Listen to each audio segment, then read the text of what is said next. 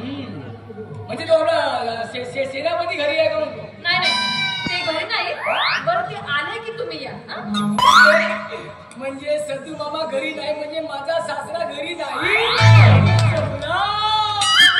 सासरा सतू मामा तुम्ही?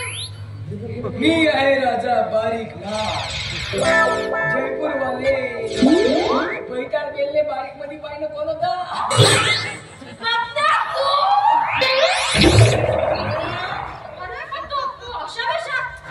अशा वेशात म्हणजे तुला माहित आहे का? अरे आमच्या गावी रात्री झाली दंडार. आमच्या दंडारीमध्ये मला होता राजाचा रोल. मेकअप नाही पुसून तुला भेटायला आलो.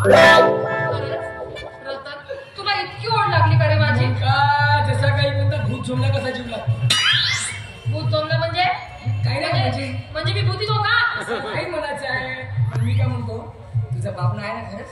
नाही. मग असे दूर दूर काय पडते, जवळ जवळ गेलं का? कायले जवळ का काम आहे जवळ याचा? तुझा माझा एकमेकचा प्रेम आहे. राणी अशी जवळ ये ना. मी तुझा राजा नाही का? मी राजा तू राणी. घेऊ आपण 2 गिलास पाणी. हे राणी जाऊ नको दूरी, जवळ